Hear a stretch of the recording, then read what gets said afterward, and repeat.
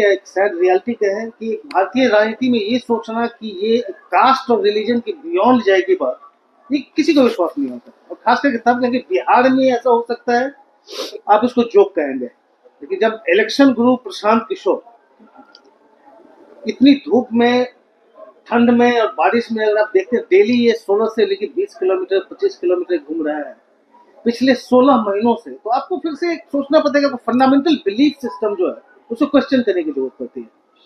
इन्होंने शुरू किया था भिति हरवा, इन्होंने अपनी यात्रा शुरू की थी भिति हरवा गांधी आश्रम से, जहां से गांधी जी ने 1917 में अपनी सत्याग्रह शुरू की थी। इन्होंने एक अपना एक अलग तरह का सत्याग्रह लॉन्च किया, बिहार के लोगों को बताना कि आप जब वोट देते हो तो कास्ट के लिए नहीं, रिलीजन के लिए नहीं, अपने बच्चों के लिए। तो हो गए 16 महीने हो गए, क्या रहा है इनका अनुभव, इन्होंने क्या सीखा, क्या चेंज किया, अब इनसे हम डायरेक्टली सुनते हैं। प्रशांत जी बताइए, 16 महीने जी कैसा रहा एक्सपीरियंस? अच्छा है, जो सोचकर आए थे उससे बेहतर है। जितनी कठिनाइयों का अंदाजा यात्रा शुरू करने से पहले था, इस अभियान को शुरू करने से पहले था, उसके मुकाबले मुझे ऐसा लग रहा है कि उससे बेहतर परिणाम देखने को मुझे अभी तक मिले हैं। लेकिन having said so, I would still call it an hypothesis which is being tested.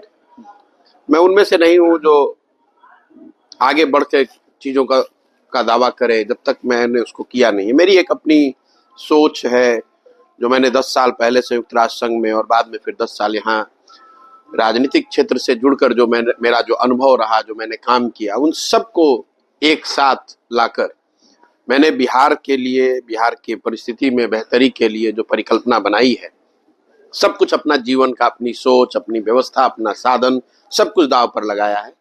और उस सब का समायोजन है ये जनसुराज, जिसमें हमारी सोच ये है कि बिहार में एक ऑल्टरनेट व्यवस्था बने। ये सिर्फ दल बनाने की प्रक्रिया नहीं है, ये चुनाव लड़ने की प्रक्रिया नहीं है। आपने गांधी का जिक्र किया, आपने चंपारण आंदोलन की बात करी। बहुत लोग जब चंपारण के आंदोलन की बात करते हैं तो वो सीधा ऐसा बताते हैं कि चंपारण का आंदोलन हुआ और देश को आज़ादी मिली। ऐसा नहीं है। चंपारण के आंदोलन से देश को आज़ादी नहीं मिली।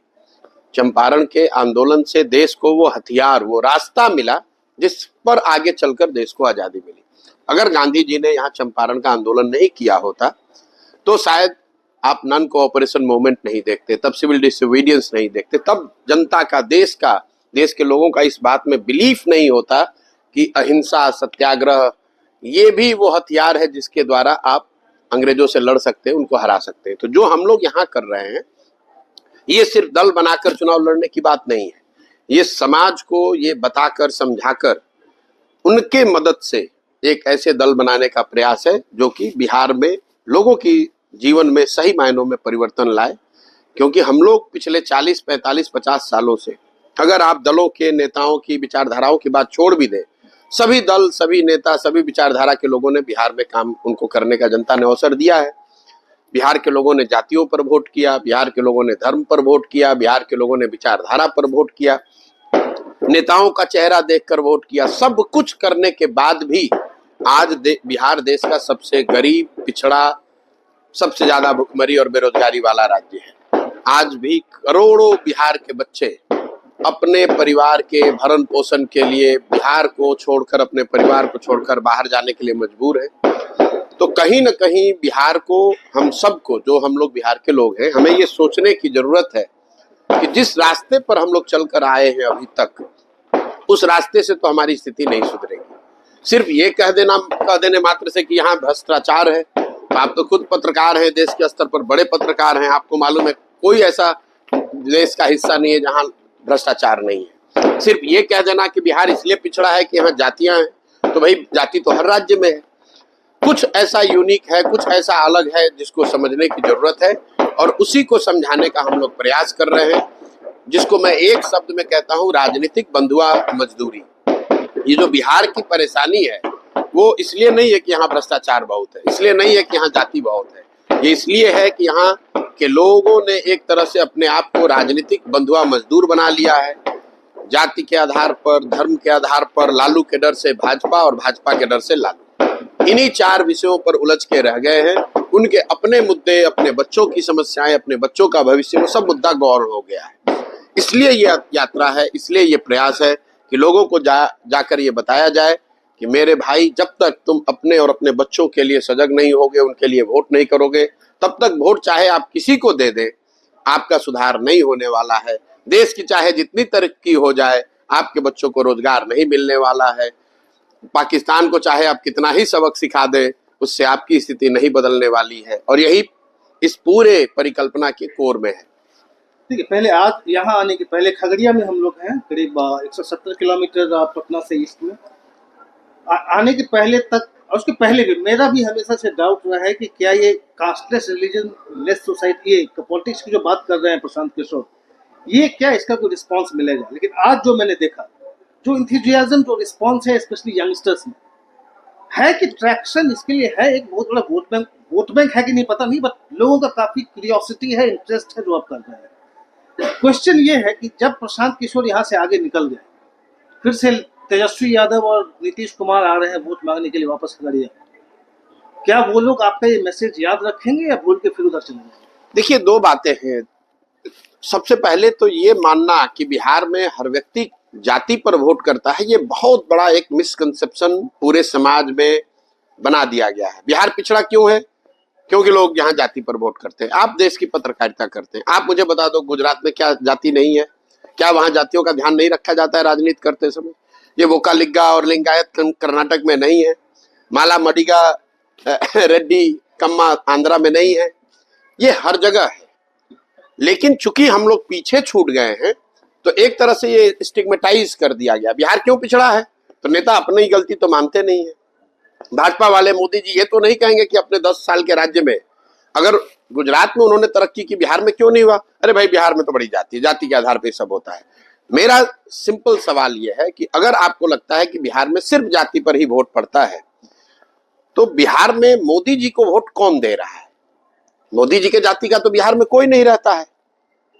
तो ये कह देना कि बिहार में हर व्यक्ति सिर्फ जाति पर ही वोट करता है, ये बात सिरे से गलत है। आप मुसलमान समाज को देख लीजिए, बिहार में करीब 18-19% मुसलमान रहते हैं। वो पिछले 30-35 बरस से राजनीतिक बंधुआ मजदूर बनकर लालू जी को भाजपा के डर से वोट कर रहे हैं। लालू जी के वो जाति के तो नहीं है।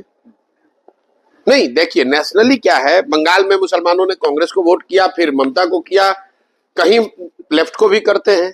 लेकिन जिस तरह की बंधुआ मजदूरी मुसलमान बिहार में कर रहे हैं पिछले 30-35 साल से, उन्होंने लालू जी को छोड़कर किसी को वोट नहीं किया। और ये तब जब उनको पता है, समाज को पता है, आंकड़े गवाह हैं कि लालू जी की पार्टी ने उनके 30 साल के शासनकाल ने मुसलमानों के या उनके भले के लिए कुछ नहीं किया है। बिहार में आज आर्थिक सामाजिक नजरिए से दलितों के बाद सबसे ज्यादा गरीब, सबसे ज्यादा पिछड़े मुसलमान हैं। और ये तब हैं जबकि सिर्फ उन्हीं के कंधों पर, उनके वोट से, उनके बच्चों की ताकत से आरजेडी यहाँ पर एक सशक्त दल है। अगर मुसलमान जाति के आधार पर वोट करते, अगर वो मुसलमानों को वोट करते, तो आरजेडी कहाँ रहती है? तो ये कह देना कि बिहार में हर आदमी जाति पर वोट कर रहा है, ये बातें, देखिए, जाति समाज की एक बड़ी सच्चाई है। मैं ये नहीं कह रहा हूं कि जाति पर वोट नहीं पड़ता है, लेकिन सिर्फ जाति पर वोट नहीं पड़ता है। जाति समाज की एक बड़ी सच्चाई है, और समाज के हर पहलू की कुछ न कुछ भूमिका है वोटिंग पैटर्न में। बिहार में मेरा अपना जो आकलन है, पिछले 4-5 दशकों से, खासकर 1990 के बाद से, सिर्फ और सिर्फ 4 मुद्दे पर वोट, मेजॉरिटी लोग 4 मुद्दे पर वोट करते हैं। पहला एक वर्ग है जो जातियों के आधार पर वोट करता है। दूसरा एक वर्ग है जो धर्म के आधार पर, चूंकि मंडल और कमंडल ये दोनों दौर 1990 से शुरू हुआ, तो जो लोग जाति से बच गए वो हिंदू मुसलमान बनकर वोट कर देते हैं। इन दोनों से जो बचा, तो ये वो दौर है जब लालू जी का एक नया राजनीतिक जो प्रादुर्भाव हुआ बिहार में, उसको समाज ने देखा, जिसको आगे चलकर बिहार में उसको जंगल राज बताया गया। तो जिस समाज के एक बड़े वर्ग ने उस जंगल राज को भोगा है, देखा है, उसको भुगता है, वो चाहे कुछ भी सहने को तैयार है, वापस से जंगल राज नहीं चाहता है, लालू जी का जंगल राज नहीं चाहता है। तो वो मजबूरी में, मतलब लालू जी को वोट न देना पड़े या लालू जी वापस न आ जाए, इस डर से जाकर भाजपा को वोट दे देता है या नीतीश कुमार को वोट देता है, जब नीतीश भाजपा के साथ रहते हैं तो। और चौथा वर्ग है मुसलमानों का। जिसके सामने कोई विकल्प नहीं है, उसको अपनी सारी परेशानियों का एहसास है, लेकिन वो करे तो क्या करे, भाजपा को दे नहीं सकता है, तो मजबूरी में उसको लालटेन में जाकर किरासन तेल बनकर जलना है। इन 4 विषयों में जो आधा दो विषय अगर जाति और धर्म आप हटा भी दें, तो जो लोग भाजपा के डर से लालू और लालू के डर से भाजपा दे रहे हैं, उसकी संख्या बिहार में करीब करीब 55% है। 55% लोग ये मजबूरी में वोट कर रहे हैं। जैसे ही उनको एक बेहतर सशक्त विश्वसनीय विकल्प दिखेगा, तो वो भाजपा और लालू दोनों को छोड़कर अपने और अपने बच्चों के भविष्य के लिए निश्चित तौर पर उनको छोड़ेंगे और नए विकल्प की ओर देखेंगे। आप एक बिहार का राजनीतिक इतिहास देखें तो आप एक नया मूवमेंट है। कभी भी हिस्ट्री में बिहार में किसी इंडिविजुअल ने कोई मूवमेंट लॉन्च नहीं किया। जयप्रकाश नारायण की भी कहें अगर, स्टूडेंट्स मूवमेंट था, उनको इनवाइट किया गया था लीड करने के लिए, फिर नेशनली हुआ। एक इंडिविजुअल ने कोई मूवमेंट लॉन्च नहीं किया आज तक बिहार में, जो आप कोशिश कर रहे हैं। नहीं, देखिए, पहली बात तो मैं इसको मूवमेंट कहता ही नहीं हूं, मैं आंदोलन नहीं कर रहा हूं, क्योंकि मेरा आंदोलन और क्रांति में कोई यकीन नहीं है। मैं अपने हर भाषण में कहता हूं कि आंदोलन और क्रांति ये वो तेज हथियार हैं जिससे कि आप बड़े से बड़े वृक्ष को काट सकते हैं। आंदोलनों के जरिए, क्रांति के जरिए आप लोगों को सत्ता से हटा सकते हैं, एक नई व्यवस्था नहीं बना सकते हैं। अगर आप मानव सभ्यता के इतिहास को पढ़ेंगे दुनिया में, तो फ्रांस की क्रांति को अगर आप अपवाद के तौर पर हटा दें, तो पिछले 1000 साल के इतिहास में किसी आंदोलन और क्रांति से मानव सभ्यता के सृजन में कुछ बहुत बड़ा कंट्रीब्यूशन नहीं रहा। उससे मानव सभ्यता का विकास नहीं हुआ। हाँ, आंदोलनों से लोगों ने सत्ता से लोगों को हटाया है। जेपी का आंदोलन हुआ, उससे आपने इंदिरा जी को हटा दिया, लेकिन उससे नई व्यवस्था देश में नहीं बनी। अन्ना का आंदोलन हुआ, उससे कांग्रेस को हटाया, यूपीए की सरकार हट गई, लेकिन उससे नई व्यवस्था नहीं बनी। सृजन का एक अपना काल है और उसकी एक अपनी गति है। किसी चीज को बनाने की जो प्रक्रिया है वो लंबी है, इट्स अ स्लो बर्न। जो कहते हैं ना, खाना जो है वो लकड़ी की आंच पे बनता है, धीमी आंच पे बनता है, धीमी आंच पे खाना बढ़िया बनता है। तो अगर आपको समाज में कुछ बनाना है तो आपको वो पेशेंस चाहिए। यही गांधीवाद भी है। अगर आप गांधी को बहुत गहराई से उनकी सोच को देखेंगे, गांधी जब लौट कर आए अफ्रीका से, तो उन्होंने ये कभी नहीं कहा कि अंग्रेजों को यहाँ से भगा दो, उनका शासन खत्म कर दो। उन्होंने कहा कि जो अंग्रेज कर रहे हैं उनको करने दीजिए, पहले आप सेल्फ रिलायंट बनिए, अपने में वो वर्चूज बिल्ड कीजिए, छुआछूत से अलग हटो, अपने कपड़े खुद बनाओ, सेल्फ डिपेंडेंट बनो। और जो उनका सत्याग्रह के बाद जो पहला आंदोलन नॉन कोऑपरेशन था, वो भी कि भाई मैं आपके साथ कोऑपरेट नहीं करूंगा, आप शासन करना है करो, मैं कोऑपरेट नहीं करूंगा आपके साथ। उसके बाद उसकी डिग्री उन्होंने चेंज की, सिविल डिसोबीडियंस, कि मैं कोऑपरेट ही नहीं करूंगा, आपका अवहेलना भी करूंगा। फिर जाकर कहीं भारत छोड़ो आंदोलन जैसी बात हुई। तो ये गांधी की जो सोच है कि पहले उन्होंने समाज खुद को, जो उन्होंने अपनी जीवनी लिखी है एक्सपेरिमेंट विथ ट्रूथ, वो सिर्फ पढ़ के किताब से नहीं किया। जो बात आपको सत्य लगती है उसको आप करके उन्होंने पहले अपने जीवन में उतारा, फिर उस लर्निंग को समाज को पास ऑन किया, समाज को उसके लिए तैयार किया। तो मैं यहाँ जो कर रहा हूँ कि जो मैंने 20 साल सीखा समझा है उसको मैं समाज में उतारने की कोशिश कर रहा हूँ। समाज ये समझे, और अगर समाज समझ लेगा उसके बाद बाकी सारी चीजें गौण हो जाएंगी। जाति, दल, समीकरण, नेता सब गौण है। जो आप इंथुजियाज्म की बात कर रहे हैं वो क्यों है? उसमें तो सारे जाति के लोग आ रहे हैं। हमारे पास तो यहाँ कोई दल नहीं है, संगठन नहीं है, हम लोगों को मोबिलाइज नहीं कर रहे हैं। लोग क्यों आ रहे हैं? क्योंकि सही मायनों में उनकी जिंदगी जो है यहाँ पर त्रासद है। आप मुझे बताइए, आप किसी जाति के हैं, कौन नहीं चाहता है कि उसका बच्चा अच्छी जिंदगी बिताए? कौन नहीं चाहता है कि उसका जवान लड़का घर छोड़कर न जाए? कौन महिला नहीं चाहेगी कि उसका पति उसके साथ में रहे? तो ये कोई ऐसी बात नहीं जो प्रशांत किशोर डिस्कवर कर रहे हैं। मैं तो जाकर सिर्फ उनको ये बता रहा हूं, भैया ये सब चीज चाहिए तो एक बार तुम देश की चिंता थोड़े दिन के लिए छोड़ दो, जाति की चिंता छोड़ दो, राज्य की चिंता छोड़ दो, एक बार पहले अपने बच्चों की चिंता कर लो। एक बार तुम अपने बच्चों की चिंता कर लोगे, अगर आपके बच्चे पढ़ लेंगे, आपके बच्चे को रोजगार मिल जाएगा, तो उसकी आपकी जिंदगी भी सुधरेगी। और जब आपके बच्चे मजबूत होंगे, आपके बच्चे रोजगार पाएंगे, तो उससे आप मजबूत होंगे, समाज मजबूत होगा, और जब बिहार मजबूत होगा तो उससे देश भी मजबूत होगा। अगर पूरा बिहार, कई लोग कहते हैं देश को मजबूत करने के लिए वोट दो, मैं रोज सामने से कह रहा हूं क्यों दो भाई? अगर 13 करोड़ बिहार के लोग गरीब और अनपढ़ रहेंगे तो उससे तो देश कमजोर होता है। अगर बिहार में प्रति व्यक्ति आय 35,000 है और देश में प्रति व्यक्ति आय 1,35,000 है, तो हम लोग तो देश को भी नीचे खींच रहे हैं। अगर बिहार में प्रति व्यक्ति आय 2 लाख रुपए हो जाए तो उससे देश को भी फायदा है, देश को भी मजबूती है। इसलिए मैं लोगों को कह रहा हूं कि भाई तुम पहले अपनी चिंता करो, अपने बच्चों की चिंता करो। तुम्हारे बच्चे जब पढ़ लिख जाएंगे, जब उनको रोजगार मिल जाएगा, तो अपने आप समाज की, राज्य की और देश की चिंता अपने आप हो जाएगी। मैं आपके साथ भीड़ में चलते चलते मैं कुछ लोगों से बात कर रहा हूँ, उसमें बड़ा इंटरेस्टिंग एक आदमी ने कहा कि मैंने कहा ये अचानक तुम्हारे लिए क्या कर लेंगे, ऐसा क्या है तुम चल रहे हो। कहा कि उन्होंने प्रधानमंत्री बनाए हैं, कई मुख्यमंत्री बनाए हैं, तो यहाँ भी सब कुछ चेंज कर सकते हैं। मेरा क्वेश्चन ये है कि आप अच्छे भले आप prime minister, chief minister, top leaders के साथ घूमते थे, गुड लाइफ, ग्रेट करियर, अचानक आपको क्या हो गया कि आपने कहा कि नहीं अब छोड़ के मुझे गांव में इस तरह की जिंदगी है। किस मोमेंट पे आपने डिसाइड किया, कैसे? नहीं देखिए, कोई ऐसा मोमेंट वाली बात नहीं है। कई लोगों को लगता है, जैसा आप भी कह रहे हैं, कि मैं जो पहले काम करता था और आज काम कर रहा हूं इसमें बहुत अलग है, ये बहुत उलट है। ऐसी बात नहीं है।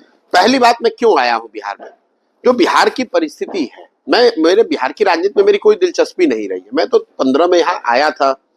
चुनाव अभी जीतेंगे हारेंगे वो तो बात की बात है। 15 में तो हम लोग चुनाव जीते हुए थे महागठबंधन में। उसकी पूरी योजना, उसका घोषणा पत्र, उसकी प्रायोरिटी, सरकार का गठन, क्या काम करना है, सब कुछ में मेरी बहुत भारी मेरी भागीदारी थी। लेकिन उससे तो बिहार नहीं सुधरा। 7 निश्चय से तो बिहार नहीं सुधरा, महागठबंधन से बिहार नहीं सुधरा, बिहार विकास मिशन मैंने बनवाया उससे तो बिहार नहीं सुधरा। तो कहीं ना कहीं और बेहतर प्रयास करने की जरूरत है। और मुझे ऐसा लगता है कि बिहार जैसे राज्य में जहां ज्यादातर नेताओं ने, दलों ने जिस राज्य को एक तरह से न सुधरने वाला मानकर छोड़ दिया है, इस राज्य को सुधारने की जिम्मेवारी सिर्फ और सिर्फ बिहार के बच्चों की है। अगर हम लोग बिहार के होने के नाते हम लोग अपना राज्य नहीं सुधारेंगे तो दूसरे लोग तो यही कहेंगे, अरे भाई ये तो ऐसा ही राज्य सुधर नहीं सकता है। तो मुझे ऐसा लगा कि अगर मेरे जैसे व्यक्ति की हिम्मत नहीं पड़ेगी तो बिहार में किसकी हिम्मत पड़ेगी। जहां तक काम का सवाल है, तो काम तो मैं यही कर रहा था। पहले दलों को, नेताओं को बता रहा था किस तरह से अपने संगठन को बेहतर बनाओ, किस तरह साथ में आओ, कौन से मुद्दे पर चुनाव लड़ो, कैसे उस मुद्दे को लेकर घर घर जाओ, कैसे जनता को कन्विंस करो। सिर्फ मैंने उसका कैनवस बड़ा कर दिया है, जिसकी वजह से पत्रकारों को लग रहा है कि ये कोई बहुत बड़ा आमूलचूल परिवर्तन आ गया। पहले मैं दलों को, नेताओं को बता रहा था, अब मैं वही बात जनता को बता रहा हूं कि भाई तुम इस बात पर वोट करो। पहले मैं वो अपना जो वोट है इस तरह से अब संगठित हो, अपने बीच से लोगों को निकालो और उनकी मदद मैं करने को तैयार हूं। मैं ये नहीं कह रहा हूं कि मैं पार्टी बनाऊंगा और तुम आओ उसमें शामिल हो। मैं कह रहा हूं आप पार्टी बनाओ, मैं आपकी मदद करता हूं। चुनाव हारने के डर से घर पे मत बैठो, साधन पैसा नहीं है उसके लिए घर पे मत बैठो, ये जाति का जो बोगी खड़ा किया गया उसके डर से घर पे मत बैठो।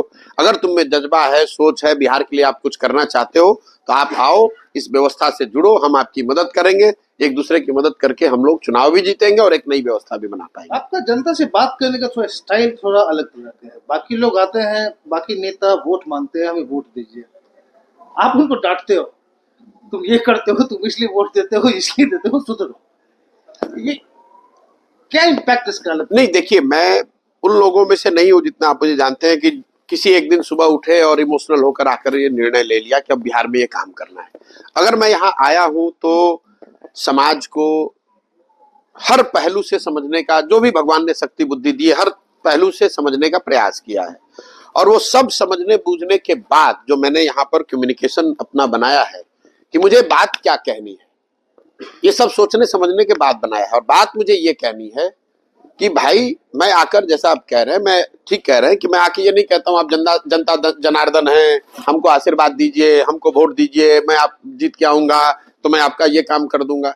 क्योंकि ये सारी बात तो जनता पिछले 60 वर्ष से सुन ही रही है। उसने इंदिरा गांधी से सुना, हम लोगों ने राजीव गांधी से सुना, हम लोगों ने समाजवादियों से सुना, हम लोगों ने लालू नीतीश से सुना, और पिछले 10 साल से मोदी जी से भी सुन रहे हैं। बिहार की स्थिति तो नहीं बदली, बिहार के बच्चों का पलायन तो नहीं रुका, हम लोग की गरीबी, एक पायदान भी हम लोग 28 से बढ़ के 27 भी नहीं हुए।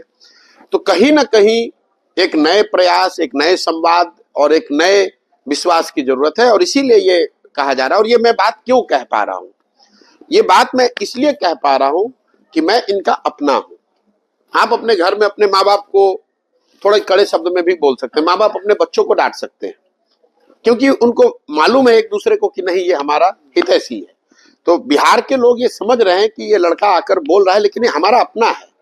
मैं ये बात जाकर आंध्र में नहीं कह सकता हूँ, इस भाषा का इस्तेमाल मैं बंगाल में नहीं कर सकता हूँ, बिहार में कर रहा हूँ, क्योंकि ये मेरे अपने हैं और मैं उनको बता रहा हूँ कि तुम नींद से जगो, ये जाति और धर्म के नशे से बाहर निकलो, तभी तुम्हारे बच्चों का भला होगा। दूसरी बात, मैं जो कह रहा हूं ये सत्य है।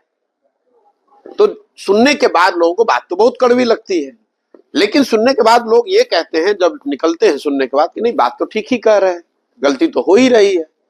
तो मैं उसको पहले जो आदमी एक तरह से सोया हुआ है उसको मैं हिलाकर ही तो उठाऊंगा। एक बार जब वो उठ जाएगा, सजग हो जाएगा, तो फिर वो अपनी चिंता खुद कर पाएगा। ये जो नया एक अयोध्या मंदिर के बाद जो एक पूरा एक देश में लहर टाइप की चली हुई, कितना बड़ा चैलेंज है आपके लिए या बाकी अपोजिशन? कोई चैलेंज नहीं है, हम लोग के लिए तो सब चैलेंज है, क्योंकि पिछले 30 साल से बिहार के लोगों के नसों में मंडल का नशा, जाति का नशा, धर्म का नशा, कमंडल का नशा, ये तो उनके नसों में डाला ही जा रहा है। लेकिन मैं ये कड़वी बात कह के उसके नस से वो खून निकाल रहा हूँ, जो गंदा घुसा दिया गया है उसको निकालने का प्रयास कर रहा हूँ। और इसका कोई असर मुझे कम से कम इस अभियान के दौरान नहीं दिखा। किसी ने नहीं कहा कि मैं तो रोज बोल रहा हूं, मैं तो ये सामने से कह रहा हूं कि भाई तुमने वोट दिया है मंदिर बनाने के लिए, तो मंदिर तो बन गया, अब एक बार वोट अपने बच्चों के रोजगार के लिए दे दो ताकि तुम्हारे बच्चों को रोजगार भी मिल जाए। मैं ये कहाँ कह रहा हूं कि मंदिर बने कि न बने, मैं ये कह रहा हूं कि भाई तुमने पिछले 20 साल में मंदिर के नाम पे वोट दिया तो मंदिर तो बन गया, अब तुम अपने बच्चों के रोजगार के लिए वोट दे दो। एक बार तुमने मंडल के नाम पर, जाति के नाम पर वोट दिया, तुम्हारे बच्चों को आरक्षण मिल गया, लेकिन उससे तो आपकी उसका जीवन नहीं सुधरा। तो अब एक बार अपने बच्चों के रोजगार के लिए, उसके पढ़ाई के लिए, अपने खेती के में आमदनी हो, इसके लिए वोट दे दो, तो जैसे मंदिर बना, जैसे मंडल लागू हुआ, वैसे तुम्हारे बच्चों को रोजगार भी मिल जाएगा। ये तो सिंपल कॉमन सेंस की बात है जो मैं लोगों को बता रहा हूँ। अच्छा, पहले भी जब the Print last time Shekhar Gupta ji के साथ आप कर रहे थे ऑफ द कट, उसमें आपने कहा था, उसके बाद भी आप कहते हैं कि ये जो 80% 81% हिंदूज की जो बात होती है, एज हिंदू वोट करते हैं, नहीं देते हैं, नहीं तो बीजेपी को कितना वोट आ चुका होता। एक प्यू रिसर्च सेंटर का एक स्टडी है 2021 में, वो किसका? प्यू रिसर्च सेंटर। अच्छा, ये कहते हैं कि 64% इंडियंस जो है वो कहते हैं कि जब आप हिंदू हो तभी आप ट्रूली इंडियन। अब अगर इस तरह का माइंडसेट हो तो फिर एक जिस राजनीति की आप बात कर रहे हैं वो कितना? नहीं, देखिए फ्यू रिसर्च सेंटर ने क्या कहा, क्या डेटा है, उसकी वैलिडिटी क्या, लेकिन मान लीजिए बहस के लिए कि एक बार को उस आंकड़े को सही मान भी लिया जाए, तो बिहार देश में 80% हिंदू हैं। उसमें अगर फ्यू रिसर्च सेंटर ये कह रहा है कि 64% लोग मानते हैं कि अगर आप भारतीय हैं, आप हिंदू हैं तो आप भारतीय हैं, लेकिन उसमें से वोट भाजपा को तो 45% से ज्यादा लोग नहीं कर रहे हैं, क्योंकि भाजपा को 2014 में 31% वोट आया, 2019 में 38% वोट आया। तो अगर 80% हिंदुओं के रहने के बावजूद भाजपा को सिर्फ 31% वोट आया, तो इसका मतलब है कि करीब करीब 40% हिंदुओं ने भाजपा को वोट किया 2014 में, और करीब करीब 47% हिंदुओं ने वोट किया उनको 2019 में। लेकिन आज भी आधे से ज्यादा Hindu, despite Ram Mandir, despite Sangh, despite Modi, despite all polarisation so called, इन सब के बावजूद आधे से ज्यादा हिंदू आज भी देश में भाजपा को वोट नहीं करते। क्योंकि इसलिए नहीं कि वो हिंदू है या मुसलमान है, क्योंकि वो भाजपा, मेरी अपनी समझ है, क्योंकि वो भाजपा के विचारधारा से उनका इत्तेफाक नहीं है। भाई गांधी भी तो हिंदू थे, वो तो भाजपा की विचारधारा के नहीं थे। अंबेडकर भी तो हिंदू थे, तो जितने उनके मानने वाले अम्बेडकराइट हैं वो तो भाजपा की विचारधारा को नहीं मानते हैं। लोहिया और जयप्रकाश भी तो हिंदू थे, जो सोशलिस्ट विचारधारा को उनके फॉलोवर हैं वो तो भाजपा को नहीं मानते हैं। तो और जो कम्युनिस्ट विचारधारा के मानने वाले लोग हैं वो भी तो हिंदू हैं, वो भी भाजपा की विचारधारा को नहीं मानते। तो मेरा ऐसा मानना है कि हिंदू समाज में कई विचारधारा के मानने वाले लोग हैं, उसमें एक प्रीडोमिनेंट विचारधारा भाजपा की भी है। करीब करीब आधे से थोड़ा कम हिंदू उस विचारधारा को मान रहा है, जिसका फायदा भाजपा को उनको राजनीतिक तौर पर मिल रहा है। लेकिन जो करीब आधे से ज्यादा थोड़े हिंदू जो भाजपा को वोट नहीं कर रहे हैं, वो इन चार विचारधाराओं के मानने वाले प्रीडोमिनेंटली लोग हैं। तो राजनीतिक तौर पर अगर कोई भाजपा से लड़ना चाहता है, उनके सामने चुनौती देना चाहता है, तो सिंपल फॉर्मूला है, इन 4 विचारधारा के मानने वाले लोगों को अगर आप देश में जो माइनॉरिटी जिसको कहते हैं उसके साथ जोड़ दें, तो आपका डिनोमिनेटर आज भी 60% 62% का होता है। जो लोग कहते हैं भाजपा को 38 मिला और विपक्षी दलों को 62 मिला, अगर उसको विचारधारा के आधार पर आप देखें तो ये 62% लोग कौन है? ये 4 विचारधारा के मानने वाले हिंदू हैं, जो हिंदू गांधी को मानते हैं, अंबेडकर को मानते हैं, सोशलिज्म को मानते हैं और कम्युनिस्ट को मानते हैं। वो भाजपा को वोट नहीं करते हैं। और 18 से 20% जो माइनॉरिटी है वो भाजपा को वोट नहीं करता है। यही कुल मिलाकर 60-62% होता है। तो अगर कोई प्रयास, अगर आप भाजपा से राजनीतिक तौर पर लड़ना चाहते हैं, तो वो प्रयास इसी के इर्द गिर्द होना चाहिए कि कैसे इन 4 विचारधारा को मानने वाले लोगों को एक साथ लाया जाए और उनको माइनॉरिटी के साथ जोड़ा जाए। अगर आप उनको साथ में जोड़ देंगे तो आप आगे काम आपका आसान हो जाएगा। तो ये इंडिया अलायंस आपको लगता है अगर ये इंडिया अलायंस आपको लगता है अगर हो जाता तो बीजेपी को टक्कर दे सकता है या 24 डन डील? नहीं, देखिए मैं फिर वही बात कह रहा हूं कि इंडिया क्या है, इंडिया अलायंस क्या है? ये सिर्फ 10-12 अलग अलग राजनीतिक नेताओं और दलों का एक साथ मंच पर आने से, उससे उनकी अपनी अपनी ताकत तो है, लेकिन उनके बीच की सिनर्जी तो कुछ है नहीं। कोई कॉमन नैरेटिव है नहीं, कोई कॉमन एजेंडा है नहीं, कोई कॉमन प्रयास भी नहीं है। तो उन सिर्फ नेताओं के एक कमरे में साथ आकर बैठ लेने से, उनके साथ में बैठ के चाय पीने से, उनके एक साथ में बैठ के संवाददाता सम्मेलन करने से तो फायदा होगा नहीं। ममता बनर्जी की ताकत बंगाल में है, लेकिन उस ताकत का फायदा तेजस्वी यादव को या इंडिया अलायंस को बिहार में कैसे मिलेगा? या जो ताकत मान लीजिए कि यहाँ लालू यादव की है, उस ताकत का फायदा अखिलेश को यूपी में कैसे मिलेगा? जब तक आप वो चैनल नहीं बनाओगे तब तक साथ में आने का कोई बहुत बड़ा फायदा नहीं होने वाला है। आपको भी लगता है 24 डन डील है? नहीं, देखो डन डील तो लोकतंत्र में कभी कोई कह नहीं सकता है, लेकिन अगर आज चुनाव हो जाए तो जो अभी तक दिख रहा है उसके हिसाब से मुझे लगता है कि भाजपा एनडीए गठबंधन को बड़ी बढ़त आज के तारीख में है। डन डील तो आप खुद पत्रकार हैं, किसको पता है 2 महीनों में क्या हो जाए, कोई जानता नहीं। लेकिन अगर आज चुनाव हो तो भाजपा एनडीए को बहुत बड़ी बढ़त देश के स्तर पर दिख रही है। ये 38% जो भाजपा को मिलती है उसमें आपको क्या लगता है मोदी का कितना है और भाजपा का कितना है? कि अगर पीएम मोदी आगे नहीं हो, 29 हो 34 हो, तब भाजपा कितना सिंक करेगी या नहीं? देखिए ये डेल्टा एकदम फिक्स करना कि मोदी न हो तो कितना वोट कम हो जाएगा, ये तो बहुत मुश्किल का देख रही है कि पोस्ट मोदी शायद इनका कुछ हो जो नहीं। ये तो देखिए जितने ये मतलब लेजी ऑपोजिशन वाले, मैं कहूंगा जितने लीडर हैं बैठे हुए सोए हुए हैं कि अच्छा मोदी को तो नहीं हरा पाया, मोदी के बाद देखेंगे, इसका कोई मायने नहीं है। जहां तक आपने कहा कि मतलब भाजपा मोदी अगर न रहे तो कितना वोट मिलेगा, मुझे लगता है कि भाजपा की जो पूरी जो उनको 38-40% वोट अभी मिल रहा है वो इसलिए मिल रहा है कि उन्होंने एक 4 स्तरीय, मैंने पहले भी बताया है, 4 स्तरीय उनका सपोर्ट बेस है। एक तो एक विचारधारा आधारित हिंदुत्व का वोट है। दूसरा, मोदी जी ने उसमें जो नया लीवर जोड़ा राष्ट्रवाद का, न्यू राष्ट्रवाद, भारत विश्व गुरु, भारत की विश्व में प्रतिष्ठा। तीसरा, लाभार्थी, वेलफेयर को डायरेक्ट बेनिफिशियरी से जोड़ना और ये कहना कि भाई ये चीज मोदी जी की वजह से मिल रही है। शौचालय पहले भी बनते थे, अब शौचालय मोदी जी बनवा रहे हैं। लोगों को अनाज पहले भी मिलता था, अब अनाज मोदी जी उनको दे रहे हैं। बिजली पहले भी आती थी, अब बिजली मोदी जी दे रहे हैं। बैंक अकाउंट पहले भी लोग खोलते थे, अब बैंक अकाउंट मोदी जी खोल रहे हैं। और चौथा, जो उनका इलेक्टोरल और फिनेंशियल मसल पावर है ग्राउंड पे, इन चारों चीजों को अगर आप जोड़ दें तो हिंदुत्व, राष्ट्रवाद, लाभार्थी और राजनीतिक आर्थिक उनकी जो ताकत है, और इन चारों चीज को बाइंड कौन करता है, वो है मोदी, ब्रांड मोदी। इसलिए मोदी जी का बहुत महत्व है। जो हिंदुत्व के विचारधारा को मानने वाला है उसको लगता है कि मोदी जी ने हमें वो ताकत, वो प्रतिष्ठा दी, जिसमें वो अपॉर्चुनिटी दी कि हम as a Hindu I feel emboldened. जो राष्ट्रवाद की वजह से वोट दे रहा है वो भी मोदी को कह रहा है कि ये मोदी आए तब पहली बार राष्ट्रवाद की बात इतने बड़े स्तर पे शुरू हुई। लाभार्थी जो है वो कह रहा है भाई सरकारें तो पहले भी थी, लेकिन मोदी जी आए तो डायरेक्ट हमारा अकाउंट खुला, इसमें पैसा आ रहा है। और जो राजनीतिक व्यवस्था की बात है वो लोग भी बताते हैं, उनको लगता है कि भाई मोदी हैं तो भाजपा बड़ी मजबूती से लड़ती है, उनके पास ज्यादा साधन है, व्यवस्था है, वाजपेयी जी इतने मतलब हर चुनाव में इतनी मेहनत इतनी ताकत नहीं करते थे वाजपेयी आडवाणी के एरा में।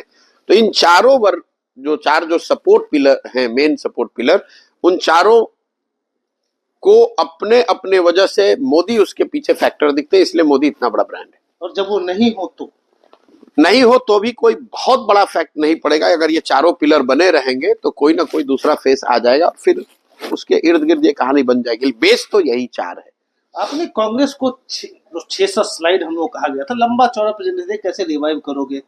अब दिखता है शायद एक आध दो आपका अडॉप्ट कर लिया है। राहुल बाहर जाके यात्रा करने लगे, प्रेसिडेंट पार्टी का अलग हो गया, मैसेंजर अलग है, जैसे आप कहते हो मैसेंजर का भी कहते हैं आप, वो सारा अलग हो। लगता है कि आपके डॉक्यूमेंट से कुछ तो उन्होंने उठाया, लेकिन पूरा लिया नहीं है अभी तक।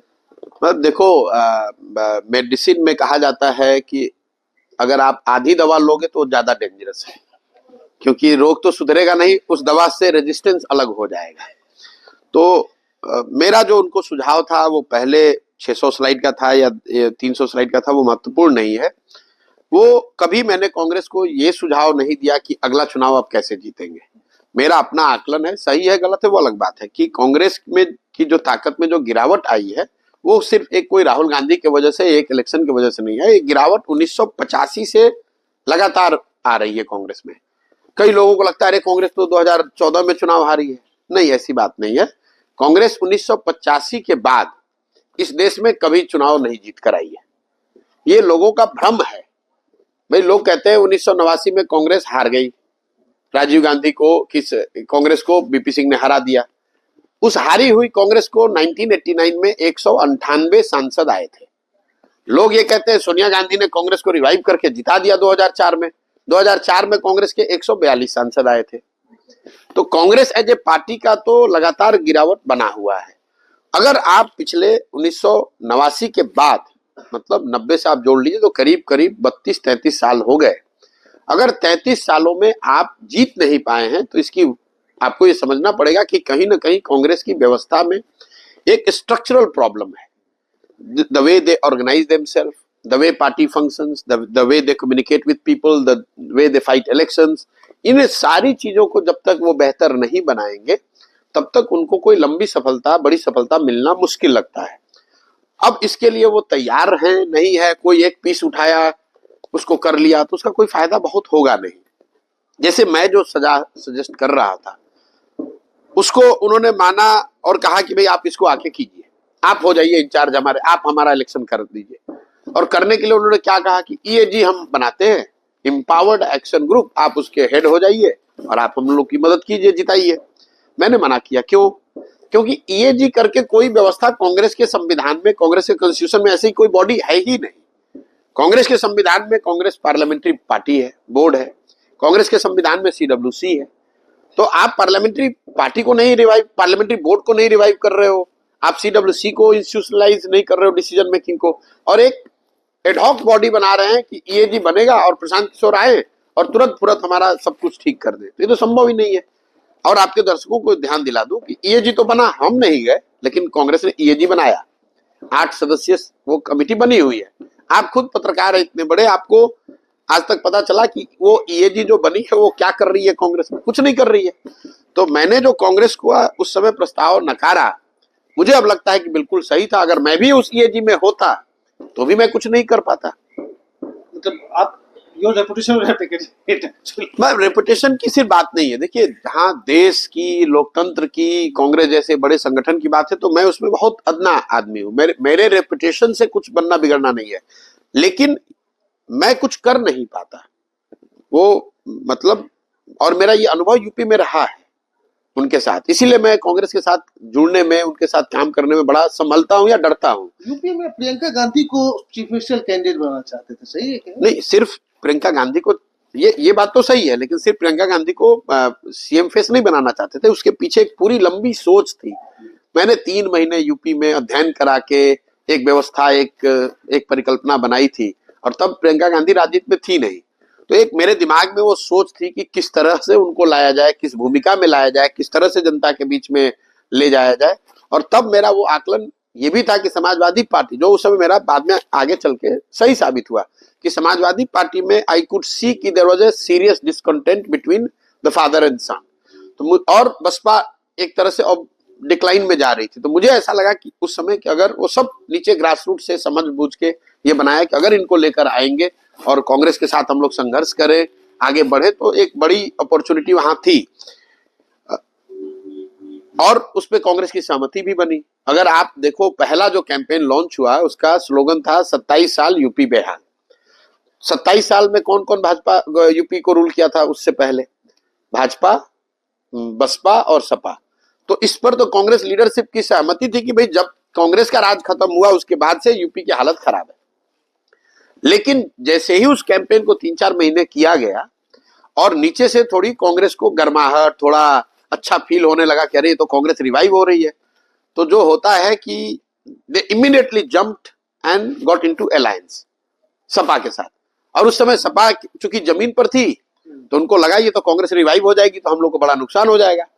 तो सामान्य समय में जब सपा कांग्रेस को 25-30 सीट भी नहीं देती है, 2017 के चुनाव में लोगों ने ध्यान नहीं दिया, सपा ने 110 सीट दिया कांग्रेस को, जो बाद में रो रही थी। हाँ, बाद में रोड़ा भले, लेकिन उस समय 110 क्यों दिया? इसलिए कि जो शुरुआती 6 महीने काम हुए तो थोड़ी सुगबुगाहट जमीन पर शुरू हो गई। कांग्रेस को उस समय अब मेहनत करने के बजाय इनको लगा कि अब सुगबुगाहट हो गई, जब सपा वाले 110 दे ही रहे तो इनके साथ लड़के जीत ले बिना मेहनत किए हुए। और फिर उन्होंने प्रियंका का लॉन्च, मतलब उससे उस बात से एग्री नहीं कि उससे पीछे हट गए। अब हम लोग के जैसे लोगों की मुसीबत ये थी कि अब चुनाव के 3 महीने पहले अगर आप बैक ट्रैक कर जाएंगे तो हमारे पास ये विकल्प नहीं था कि मैं छोड़कर निकल जाऊं। ये 2 बार आप यूपी में आपने इतनी मेहनत की, यहाँ आपने इनको एक रिवाइवल प्लान दिया पूरी पार्टी को। कॉपीराइट पेटेंट की तो हम बात ही नहीं कर रहे, अब वो इम्प्लीमेंट करी भी नहीं, आपको कोई क्रेडिट भी नहीं मिल रहा है। मुझे मैं ये काम क्रेडिट के लिए नहीं करता हूँ। अगर मेरा ये मानना, देखिए, सिर्फ आइडिया देने से कुछ नहीं हो सकता है। वो आइडिया को जमीन पर उतारने के लिए, एग्जीक्यूट करने के लिए जो ईमानदारी, जो प्रयास, जिस प्रयास की जरूरत है वो महत्वपूर्ण है। कोई कहे भाई बिहार के गांव-गांव में आप घूमिए और घूमकर लोगों को जगाइए, तो आइडिया ठीक है, लेकिन उसको करने की व्यवस्था, उसको करने की जो दृढ़ करने के पीछे जो दृढ़ संकल्प की जरूरत है उसकी भी तो जरूरत है। तो मैंने उनको आइडिया दे दिया, कोई कॉपीराइट नहीं है, उनको क्या, पूरे देश के सामने वो आइडिया है, जिसको मन है वो कॉपी पेस्ट करके उसको कर ले, लेकिन करना तो आपको पड़ेगा, मैं तो सिर्फ सलाह दे सकता हूं। तो अगर आपको करने नहीं आता है तो सिर्फ आइडिया लेकर आप क्या करेंगे? आप लाइब्रेरी में चले जाइए, सारे किताब वहां लाइब्रेरी में है, लेकिन अगर आप उसी लाइब्रेरी में पढ़ने वाला कोई व्यक्ति 90% भी नंबर लाता है, उसी लाइब्रेरी में बैठने वाला आदमी कोई फेल भी करता है, तो सिर्फ किताब होने से आप थोड़ी ज्ञानी हो जाइए। किताब को पढ़ना पड़ेगा, पढ़कर उसको समझना पड़ेगा और समझकर फिर जब परीक्षा है तो लिखना पड़ेगा। अच्छा, हमें कहा जाता है कांग्रेस के नेताओं द्वारा प्रियंका गांधी आपकी एज ए पोल स्ट्रेटेजी बहुत बड़ी फैन रही है। नहीं, ये देखिए, फैन तो कोई नहीं होता है। फैन क्या होगा, वो लोग बहुत बड़े लोग हैं, हम लोग साधारण लोग हैं। हमारी क्या विसात है कि प्रियंका गांधी हमारी फैन होंगी? हम लोग बहुत साधारण परिवार से आते हैं। मैंने ये पहले घटना भी बताई है, जब मेरे पिताजी यहाँ पर बक्सर में चीफ मेडिकल अफसर थे, तब राजीव गांधी, मतलब प्रियंका जी के फादर, प्राइम मिनिस्टर थे। और तब 1989 में राजीव गांधी आए थे वहां प्रचार करने कांग्रेस का। तो मैं 7वें-8वें क्लास में पढ़ता था। तो हम लोग की इतनी इच्छा थी कि भाई प्रधानमंत्री कैसे होते हैं देखने जाने के लिए। तो इतनी सिक्योरिटी उस समय थी, प्राइम मिनिस्टर की होती ही है, तो आप नजदीक से तो जाके देख नहीं सकते थे। चूंकि मेरे पिताजी वहां चीफ मेडिकल अफसर थे, तो हम लोग एम्बुलेंस में बैठ के गए थे, क्योंकि एम्बुलेंस को अलाउ होता था कि वो स्टेज के नजदीक पहुंच सकती है गाड़ी मेडिकल नीड के हिसाब से। तो हम लोग एम्बुलेंस में बैठकर देख रहे हैं कि ये प्रधानमंत्री, इस तरह से लोग आते हैं, ये इस तरह दिखते हैं, इस तरह से ये लोग आते जाते हैं। उस स्थिति से उठकर मैं जहां पर हूं, मैं ये कभी नहीं कहूंगा कि वो उनके बच्चे हमारे फैन हैं। हम बराबरी पर, हाँ ये जरूर है कि मैं बैठ के बात करता हूँ तो बराबरी पर ही करता हूँ। मतलब मैं बराबरी बात करता हूँ, मैं कभी किसी के सबसर्विएंट होकर मैंने काम किया नहीं है और आगे करूंगा भी नहीं। वो उनको भी मालूम है, वो बराबरी का, उनको अगर रिस्पेक्ट वो दे रहे हैं तो मैं भी उतना रिस्पेक्ट उनको देता हूँ। लेकिन मेरे मन में कभी इस तरह की गलतफहमी नहीं रहती है कि मैं बहुत बड़ा आदमी हूँ। मुझे मालूम है कि मैं साधारण परिवार से आता हूँ और मुझे अपनी जगह बनाने के लिए उतनी ज्यादा मेहनत और करनी पड़ेगी दूसरे के मुकाबले, तभी मेरी जगह बन पाएगी। आप अपने परिवार की बात की, थोड़ा इसके बारे में मुझे बताइए, मतलब कैसे आपको आइडिया है कि पोल कंसल्टेंसी में घुसेंगे? नहीं, कोई बिल्कुल गलत बात है कि मेरे को कोई आइडिया या कि मैं ये पोल कंसल्टेंसी करके तो कोई चीज ही नहीं होती है, भारत में तो कभी रही नहीं है। हम लोग तो अपना पढ़ाई लिखाई करके नौकरी करना और अपना जीवन व्यवस्थित तरीके से चलाना, उसी फील्ड में रहे हैं। अब संजोग से मुलाकात उसी परिप्रेक्ष्य में मोदी जी से हुई, गुजरात में कुपोषण पर काम करने के संदर्भ में बात हुई और आए भी वही काम करने छोड़कर। अब साथ में रहते रहते एक नियति भी चीज है, ऊपर वाला, हम लोग तो क्या निमित्त मात्र हैं। अगर आपके ऊपर लिखा हुआ है भगवान ने कि ये इस रास्ते पे चलना है तो वही हो जाता है। आए थे तो काम वही करने और धीरे धीरे इस लाइन में आ गए। और ऐसा मैं नहीं कह सकता हूँ कि हमने कोई सोचा था या मेरी कोई ऐसी बड़ी सोच थी कि मैं राजनीति में कुछ कर सकता हूँ, ऐसा नहीं है। ये तो समय है, धारा में बस समय के साथ चले हैं, जो होता गया वो करते गए। और अभी अब जब आप पीछे देखते हैं कि अच्छा 10 साल में आपने कुछ बड़ा अच्छा कर लिया है, ऐसी बात नहीं है कि उस 10 साल पहले अगर आप मेरे से पूछते तो मुझे थोड़ी जानकारी होती, मुझे कोई जानकारी। मैं बस आपसे बस लास्ट 2-3 क्वेश्चन जन स्वराज अभियान के बारे में पूछूंगा। उसके पहले एक लास्ट नेशनल पर्सपेक्टिव में क्वेश्चन, 24 के बाद अब इंडियन पॉलिटिक्स को किस तरफ जाता हुआ देख रहे हैं? अपोजिशन पूरे स्प्लिट है, पार्टी जे विरोध हो रहा है उनका बेस, कांग्रेस स्ट्रेंथन नहीं हो रही है, किस तरफ जा रहा है? मतलब डिपेंड करता है कि फाइनल नंबर्स क्या आते हैं। लेकिन अगर कांग्रेस अपने 2019 के परफॉर्मेंस में कुछ मटेरियल डिफरेंस कांग्रेस के स्थिति में नहीं आएगी, गुड और बैड, तो स्टेटस को मुझे लगता है कि अभी कुछ और समय तक के लिए बना रहेगा। लेकिन अगर मटेरियल डिफरेंस उसमें आ जाए, जैसे 50-55 सीट घट के 20-25 हो जाए, 30 हो जाए, या फिर वो बढ़ के 75-80-100 हो जाए, तो आपको कुछ हलचल दिख सकती है। लेकिन अगर unless Congress reaches close to 100 और क्लोज टू 25-30, स्टेटस को मोर और लेस बना रहेगा कम से कम 1-2 साल तक, क्योंकि वो व्यवस्था ऐसी है कि उसको कोई शेक करने के लिए अभी तैयार नहीं है। राहुल गांधी उसके सर्वे सर्वा हैं और जैसे वो चाहेंगे कम से कम नियर टर्म में पार्टी वैसे ही चलेगी, अनलेस की कोई ऐसी घटना हो जाए जो हम लोग के मतलब फोर्से हम लोग को देख नहीं पा रहे हैं। मुझे नहीं लग रहा है कि कोई बहुत बड़ा शेकआउट कांग्रेस में इमीडिएटली रिजल्ट के बाद होगा, unless that result is dramatically different than what it was in 2019। 25-30 में आ जाएगी कांग्रेस तो क्या होगा? तो मुश्किल होगी, तो मुश्किल हो सकती है ऑलरेडी। मतलब अगर 25-30 पर आ जाए तो क्वेश्चन नहीं, कांग्रेस पार्टी या उस विचारधारा के लिए एग्जिस्टेंशियल क्वेश्चन नहीं है, लेकिन उसकी जो लीडरशिप है उसके लिए तो जरूर आ जाएगी। अगर आप 15 साल के बाद 2014 में हारे, चलिए एक शौक लोगों ने बर्दाश्त कर लिया, 19 में हारे बर्दाश्त कर लिया, अब अगर 2024 में भी आप उससे भी नीचे चले जाते हैं, मटेरियली नीचे चले जाते हैं, तो निश्चित तौर पर कहीं ना कहीं आत्मचिंतन भी होगा और उस चिंतन से कुछ उथल पुथल की स्थिति भी बन सकती है। तो प्रशांत किशोर, बिहार में लोग देख रहे हैं थर्ड ऑल्टरनेटिव के रूप में, नेशनल थर्ड ऑल्टरनेटिव कौन है? मुझे नहीं मालूम है नेशनल, मैं तो बिहार को समझ रहा हूँ और मैं जो काम करता हूँ, मेरा अपना स्वभाव है, जो करता हूँ बस उसी में लगा रहता हूँ। मैं बंगाल में जब काम कर रहा था तो देश दुनिया की चिंता किए बगैर हम 2 साल बंगाल में हमने काम किया। मेरा अपना मानना है कि बिहार, अभी मेरी जो समझ है, मेरी जो कुछ भी भगवान ने मुझे शक्ति बुद्धि साधन व्यवस्था दिया है, इस सब पर सबसे पहला हक बिहार और बिहार के बच्चों का है। मुझे बिहार को सुधारने के लिए प्रयास करना चाहिए, चाहे इसमें 2 बरस लगे, 4 बरस लगे। जब मैं लोगों को कह रहा हूं कि तुम देश की चिंता छोड़ो, अपने बच्चों की चिंता करो, तो ये बात मेरे पे भी लागू होती है। देश में क्या हो रहा है, अमेरिका में क्या हो रहा है, भैया जो हो रहा है होने दो, पहले मुझे बिहार की स्थिति सुधारने पर फोकस करना चाहिए, क्योंकि दूसरे जगह सारे परेशानी के बाद भी हम लोग से उनकी स्थिति बहुत अच्छी है। गुजरात का कोई बच्चा आके बिहार में तो मजदूरी नहीं कर रहा है, कर्नाटक में स्थिति खराब है, अच्छी है, लेकिन कर्नाटक का कोई बच्चा आके तो बिहार में नौकरी नहीं ढूंढ रहा है। हम लोग के बच्चे जाकर गुजरात में, कर्नाटक में, तमिलनाडु में मजदूरी कर रहे हैं। तो मुझे लगता है कि मेरी या कोई भी वो व्यक्ति, बिहार का हर वो व्यक्ति जो बिहार के भविष्य के लिए चिंतित है, अपने बच्चों के लिए बेहतरी चाहता है, अभी एक बार 2, 4, 5 साल के लिए हम लोग पूरा देश दुनिया छोड़कर हम लोग को ध्यान देना चाहिए कि अपनी स्थिति को कैसे बेहतर बनाएं। देखिए, वर्ल्ड वॉर 2 के समय अगर आप वर्ल्ड हिस्ट्री को पढ़ेंगे तो बहुत ज्यादा अमेरिका पे दबाव था कि भाई आप भी युद्ध में शामिल हो जाइए, लेकिन अमेरिकन ने क्या किया, नहीं भाई हमें अपनी स्थिति मजबूत करनी, हम क्यों वर्ल्ड वॉर 2 में घुस जाएं जबरदस्ती का। जब स्थिति आई, जब अमेरिका इतना मजबूत हो गया या बन पाया, तब उन्होंने मदद की और जीत के भी आए और वर्ल्ड की लीडरशिप भी उनको मिली। तो आपको ये प्रायोरिटाइज करना है कि आपकी समझ की, आपकी ताकत की, आपके प्रयास की जरूरत सबसे ज्यादा कहाँ है, देश के स्तर पर है या बिहार के स्तर पर। मुझे ऐसा लगता है कि बिहार के होने के नाते मेरी सबसे बड़ी जिम्मेवारी ये है कि बिहार की स्थिति को सुधारा जाए। बाकी जो लोग देश के लिए जिम्मेवार हैं, देश की चिंता कर रहे हैं, हम तो कोई देश के नेता हैं नहीं।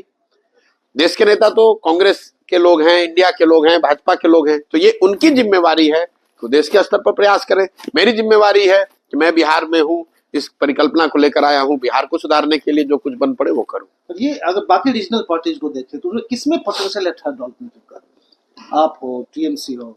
नहीं, रीजनल पार्टी तो कोई अपने आप में देश के स्तर पर, इसीलिए तो रीजनल पार्टी की उसमें पोटेंशियल तो भाई जो भी आगे 10 साल के लिए मेहनत करेगा, उस तरह के प्रयास करेगा, उसमें पोटेंशियल हो सकता है। लेकिन देश में पिछले 100-150 साल के इतिहास को आप देखेंगे तो नेशनल स्तर पे राजनीतिक ताकत बनाना इतना आसान नहीं जितना लोग समझते हैं। पिछले 75 सालों में, आप आजादी से पहले भी चले जाइए तो 150 सालों में इस देश में in true sense, real sense, 2 he national party बनी, एक कांग्रेस और एक भाजपा। कांग्रेस का आप इतिहास उठाकर देख लीजिए। जब ये कांग्रेस बनी उसके बाद करीब 30 वर्ष लगे उस कांग्रेस को देश के स्तर पर राजनीतिक ताकत हासिल करने में, और गांधी जी जैसा नेतृत्व मिला तब हुआ। यही हाल कमोवेश भाजपा का रहा है। जनसंघ की ताकत 1950 में जो थी, उसके बाद उनका एक लंबा दौर चला है जबकि जनसंघ एक तरीके से खत्म ही हो गया। फिर से उस विचारधारा के लोगों ने अपने आप को पुनर्जीवित किया जब 1980 में भाजपा के तौर पर जनसंघ का प्रादुर्भाव हुआ, और 1980 के बाद करीब करीब 12-13 साल उनको देश स्तर पर, हर स्तर पर मेहनत करनी पड़ी, तब जाकर उनको देश के स्तर पर वो पहचान, वो जगह मिली। जबकि वो देश तो ऐसा नहीं है कि आप आज दल बनाइएगा और पूरे देश में जाकर कल उसके बड़े राजनीतिक ताकत बन जाइएगा। बहुत बड़ा देश है, 1.3 बिलियन, मतलब पहली बार ह्यूमन हिस्ट्री में 1 बिलियन से ज्यादा वोटर्स होंगे इस बार इस चुनाव में। 100 करोड़ लोगों को मिलना, उनको समझाना, उनको अपनी बात से जोड़ लेना, ये साधारण बात नहीं है। इसलिए नेशनल किसी भी छोटे दल को या किसी एक व्यक्ति को या समूह को पूरे राष्ट्र के स्तर पर अपनी पहचान, अपनी जगह, अपना प्रभाव बनाने में बहुत समय लगेगा। और अभी टेक्नोलॉजी है तो थोड़ा उसको आप तेजी से कर सकते हैं टेक्नोलॉजी के इस्तेमाल से, लेकिन फिर भी जो चीज करने में किसी को 40 वर्ष लगा है तो उसको करने में शायद अभी 10 वर्ष लगेगा, लेकिन उतना समय तो लगेगा। बिहार के विकास के लिए आपने कोई ब्लूप्रिंट तैयार किया है? बिल्कुल, ब्लूप्रिंट जो है मैंने, ये जो पूरी व्यवस्था है, ये ऐसा नहीं है कि मैं ब्लूप्रिंट बना के आया, मैं पार्टी बना कर आया, मैं बता रहा हूं कि मैं वो नेता हूं। ये सब चीज इस पदयात्रा के से ही निकलना है। पदयात्रा के जो 3 उद्देश्य हैं, पहला उद्देश्य है कि पहले सामूहिक तौर पर बिहार के लोग ये माने, समझे, चिंतन करें कि नहीं, हम अब राजनीतिक बंधुआ मजदूरी नहीं करेंगे, ना जात के नाम पे, ना धर्म के नाम पर, ना लालू के डर से, ना भाजपा के डर से, हम अपने बच्चों के लिए वोट करेंगे। दूसरा प्रयास है कि अगर ये सब लोग तैयार हैं तो भैया विकल्प, एक नया बढ़िया विकल्प बनाया जाए ताकि सब लोग मिलकर एक नया दल बनाएं। प्रशांत किशोर ना बनाए, बिहार के लोग बनाए, प्रशांत किशोर उसमें मदद कर रहे हैं। और तीसरा पदयात्रा का क्या उद्देश्य है कि बिहार के हर पंचायत का अलग अलग अगले 10 वर्ष की योजना बनाई जाए। उस पंचायत का, जब हम लोग पदयात्रा कर रहे हैं तो हम तो चलते हैं 10 दिन हम रुकते हैं, पंचायत वाइज पूरे 8,500 पंचायत का। मैं 16 महीने में सिर्फ मैं 12 जिलों में गया हूँ। इतना समय क्यों लगता है? इतना समय इसलिए लगता है कि जितने दिन मैं चलता हूँ करीब करीब उतने ही दिन मैं जिले में रहता हूँ। हर मेरे साथ जो सैकड़ों लोग काम कर रहे हैं, हर पंचायत की स्थिति का अध्ययन कराते हैं, फिर हम लोग उसको बैठकर उसका चिंतन करते हैं, और जो सैकड़ों विशेषज्ञ देश दुनिया से जिसको मैंने जोड़ा है इस परिकल्पना में, उनकी मदद से योजना बनाते हैं कि अगर कल मौका मिल जाए तो इस पंचायत को अगले 10 वर्ष में कैसे विकसित किया जाएगा। और उस पंचायत की जो समस्या है, कहीं जल जमाव है, कहीं रोड नहीं है, कहीं अस्पताल नहीं है, इन बातों की चर्चा तो उसमें करते ही हैं। उसके साथ साथ हर पंचायत के प्रोग्राम में 10 वर्षीय जो प्रोग्राम बना रहे हैं उसमें 3 चीज बताई जा रही है। पहला कि हर पंचायत में बिहार में बच्चों के पढ़ने के लिए अच्छी व्यवस्था कैसे की जाएगी। दूसरा, हर पंचायत में 800 से 1200 नए रोजगार के अवसर कैसे पैदा किए जाएंगे ताकि किसी को यहाँ रोजगार के लिए, मजदूरी के लिए बाहर नहीं जाना पड़े। नौकरी नहीं मिलेगी लेकिन मजदूरी कम से कम 10, 12, 15 हजार की लोगों को अपने पंचायत ब्लॉक में मिल जाए, इसकी योजना बना रहे हैं। और तीसरा, खेती को यहाँ खाने वाली खेती से कमाने वाली खेती कैसे बनाया जाए। जैसे गांव देहात में हम लोग, आप बिहार में सुनते होंगे, लोग कहते हैं भैया गांव में आए हैं, अभी खेती का रोपनी का समय है, इसके बाद कमाने के लिए लुधियाना जाएंगे। मतलब लोग खेती को कैसे देखते हैं? खेती वो आके इसलिए करते हैं ताकि बाल बच्चों को खाने की व्यवस्था हो जाए, कमाने के लिए वो मजदूरी करने जाते हैं। मैं वो व्यवस्था बदलना चाहता हूँ, खेती को खाने वाले के बजाय खाने वाली खेती से कमाने वाला खेती बनाना चाहता हूं। और ये तीनों चीज की योजना पंचायतवार में बना रहा हूं। और जब ये दल जब भी बनेगा पदयात्रा खत्म होने के बाद, तो चुनाव के नजरिए से नहीं, ये सारे 8,500 पंचायतों का योजना पहले जारी करूंगा, ताकि आप बिहार की जनता ये देख पाए कि उनके पंचायत के विकास के लिए जन स्वराज की योजना क्या है। देखने समझने के बाद उसको ठीक लगे तो फिर वो वोट करे, उनके साथ जुड़े। 2025 में आप असेंबली में जाएंगे इलेक्शन में एज ए पॉलिटिकल पार्टी? मैं 2024, 2025, 26 नहीं देख रहा हूं। इस पदयात्रा का कोई समय, दिन, किलोमीटर नियत नहीं है। इसमें एक चीज फिक्स है कि हमें पूरे बिहार में जाना है। जिस दिन मैं कम से कम 2/3 से ज्यादा बिहार कर लूंगा, उसके बाद सब लोग मिलकर अगर तय करेंगे कि दल बनने का अब सही समय आ गया है, तो दल बना लिया जाएगा। और दल जब बनेगा तो उसके बाद स्वाभाविक तौर पर उसके बाद जो भी चुनाव होगा, वो चाहे मुखिया का चुनाव हो या असेंबली का चुनाव हो, उसको पूरी ताकत से लड़ा जाएगा। अभी तक का जो शेड्यूल है, मैंने आधा बिहार पूरा किया, करीब करीब 120 विधानसभा हम लोग पैदल चल चुके। 120 करने में और साल भर, 1.5 साल का समय लग सकता है। तो अगर असेंबली के चुनाव नियत समय पर हुए, तो मेरा अपना मानना है कि उसके साल भर पहले ही ये प्रक्रिया पूरी हो गई होगी और दल बन गया होगा। और जब दल बनेगा तो निश्चित तौर पर 243 सीट लड़ेंगे। मैं इसलिए पूछ रहा हूँ, एक्सपेक्टेशंस बिल्ड होते जा रहे हैं। अब लार्जर एक्सपेक्टेशन स्टेट वाइड तो मैं अभी घूमूंगा तो पता चलेगा, लेकिन आपकी टीम जो है, मैं देख रहा हूँ लड़के जॉब छोड़ के आ रहे हैं, इंजीनियर से छोड़ के आ गए, कहीं और कुछ तो मैं आंध्रा से देख रहा हूँ, आंध्र यूपीएससी की तैयारी करके छोड़ के आ गए। अब इनका जो एक्सपेक्टेशन है आप में कि आप डिलीवर करेंगे? नहीं, आप तो 2-4 लोगों से मिल रहे हैं। मैं इस पूरी व्यवस्था में 1500 से ज्यादा लड़के और लड़कियां वो इसमें जुड़े हुए हैं, वॉलंटियर के तौर पे, फेलोज के तौर पे, पेड कॉलीग्स के तौर पे। तो ये सारे लोग जुड़े हुए हैं सीखने के लिए। बहुत सारे लोग इसलिए जुड़े हैं कि वो इस एक्सपेरिमेंट को ऐसा देख रहे हैं कि शायद इससे कुछ बड़ा निकल सकता है। बहुत सारे लोग यूपी बिहार के इसलिए जुड़े हैं कि वो बिहार यूपी में चीजों को बदलते हुए देखना चाहते हैं। और इन 1500 में मेजॉरिटी उन बच्चों का है जो बिहार के हैं, जो सही मायने में देखते हैं कि भाई बिहार को सुधारने का एक सही प्रयास है, इसमें उन्हें योगदान करना चाहिए। सही। Thank you very much for talking to us.